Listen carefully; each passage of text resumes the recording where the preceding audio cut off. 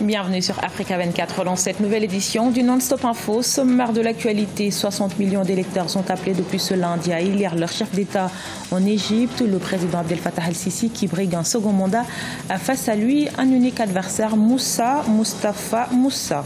Au Zimbabwe, Grace Mugabe soupçonnée de trafic d'ivoire, l'ex-première dame aurait exporté illégalement les défenses d'éléphants en Chine, aux Émirats Arabes Unis et aux États-Unis. Et l'Afreximbank veut dynamiser le commerce intra-africain. Pour y parvenir, la banque d'import-export débloque 800 millions de dollars pour 55 banques à travers le continent. Depuis ce lundi 26 mars et jusqu'au 28 mars, les Égyptiens votent pour élire leur président. Une élection sans grand suspense puisque l'actuel chef de l'État n'a qu'un seul adversaire, Moustapha Moussa, un ex-partisan du président sortant. Faute de suspense électoral, donc, l'enjeu sera celui de la participation. Les précisions de Solène Duplessis.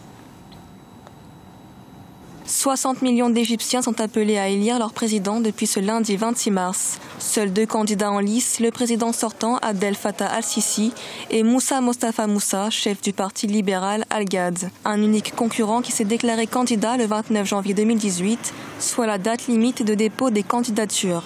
Et ce, après avoir soutenu la campagne présidentielle de son adversaire, Abdel Fattah al-Sisi. Les autres candidats à la présidentielle avaient déjà été écartés, certains emprisonnés, d'autres conduits à l'abandon. L'enjeu est totalement joué à l'avance. En tout cas, Abdel Fattah al-Sisi a fait tout pour pouvoir être réélu à l'aise, son véritable concurrent. Ce qui est sûr, c'est que c'est un homme qui va être réélu sans problème. Il tient les commandes et quand on sait, je pense qu'il est appuyé puissamment par ce qu'on appelle l'armée qui aujourd'hui a la main sur le pays. Au pouvoir depuis juin 2014, le président égyptien présente un bilan mitigé, tant sur le plan économique que sécuritaire. Après la révolution de 2011 qui avait entraîné la chute du régime de Hosni Moubarak et des espoirs de liberté pour la population, Abdel Fattah al-Sisi semble aujourd'hui diriger le pays d'une main de fer. En réalité, on revient à un scénario d'avant 2011.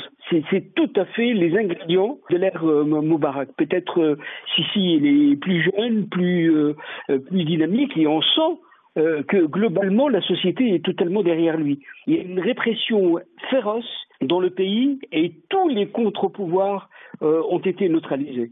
Voilà aujourd'hui l'Égypte de Abdel Fattah al-Sisi.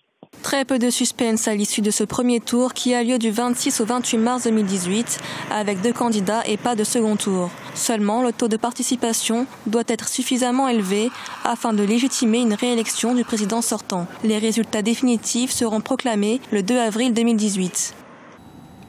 Près de 4 mois après la démission de son mari, Robert Mugabe, Grace Mugabe, visée par une enquête dans le cadre d'un trafic d'ivoire, l'ex-première dame aurait exporté illégalement de grandes quantités d'ivoire, un trafic qui aurait généré des millions de dollars. Sharon Kamara. Au Zimbabwe, la police a confirmé avoir ouvert une enquête sur l'ex-première dame Grace Mugabe. Elle est soupçonnée d'être impliquée dans un trafic illégal d'ivoire. Déjà plusieurs suspects ont été arrêtés et Grace Mugabe devrait être entendue par la police. Grace Mugabe est devenue une citoyenne normale. C'est pour ça qu'il faut faire la distinction entre Robert Mugabe et son épouse. Parce que Mugabe, très probablement, a dû avoir des garanties de ne pas être poursuivi par ceux qui l'ont remplacé. Et il va être difficile, à mon avis, de faire appliquer cette immunité-là à son épouse. Selon les déclarations des services de protection de la nature et de la faune, Grace Mugabe avait fait sortir de grandes quantités d'ivoire vers la Chine, les Émirats Arabes Unis et les États-Unis. Pour y parvenir, l'ex-première dame avait ordonné à l'administration de son pays d'émettre des permis d'exportation de défense d'éléphants, des pièces que Grace Mugabe vendait ou offrait à certains dirigeants étrangers. Dans les règles habituelles des États, les épouses des chefs d'État n'ont pas l'immunité juridictionnelle. Donc quand son mari était encore aux affaires, elle aurait pu bénéficier d'une complaisance, mais pas d'une immunité. Près de 4 mois après la démission de son mari, l'ex-président Robert Mugabe, Grace Mugabe se retrouve face à de nombreuses accusations. Actuellement, les autorités enquêtent également sur les conditions de délivrance du doctorat de l'ex-première dame en 2014 par l'Université du Zimbabwe. 800 millions de dollars, c'est la ligne de crédit ouverte par Afreximbank. Objectif pour la Banque africaine d'import-export, soutenir le commerce intra-africain qui ne représente que 10% des échanges réalisés sur le continent. Deourasia Spodo, Siam de Victoria Sedji.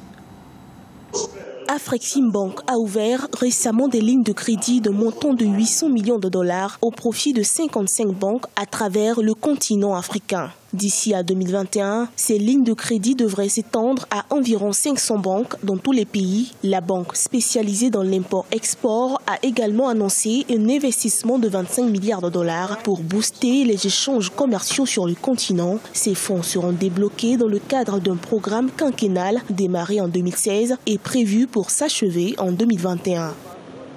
Quand vous regardez la date de signature de l'accord de la zone de libre-échange continentale et le moment où Afreximbank rend public la décision de mettre à la ressource des banques africaines des ressources pour la promotion des exportations, pour la promotion du commerce. Donc je pense qu'il n'y a pas de hasard, c'est là une matérialisation de la volonté de cette banque d'aller dans le sens indiqué par l'Union africaine et par 4 pays qui ont signé cet accord de libre-échange continental. Le plan stratégique d'Afreximbank vise à accompagner les échanges africains et de transformer le commerce africain resté trop lié aux matières premières. Quelques 75% des exportations concernent les produits de base. Les exportations entre l'Afrique et la Chine passaient de 3,8 milliards de dollars en 2000 à 36 milliards de dollars en 2016 sont composées de pétrole à 55% et de matières premières à 90%. Afreximbank s'emploie aujourd'hui à inverser cette forte dépendance aux matières premières en mettant l'accent sur le développement du secteur privé.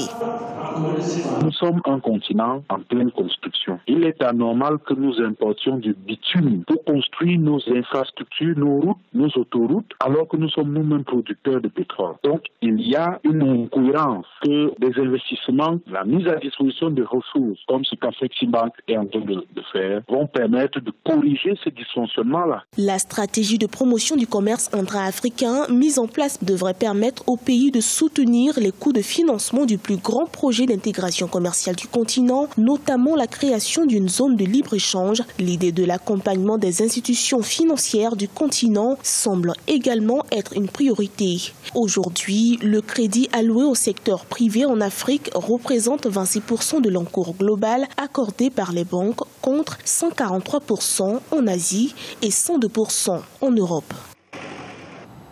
Face au nombre croissant de familles venant faire soigner leurs enfants au Caire, un foyer d'hébergement est mis à disposition par un boucher égyptien situé à proximité d'un centre cancérologique qui l'accueille de manière gratuite et sans acceptation de dons les parents dont les enfants sont atteints de cancer. Découverte avec Solange Dubois.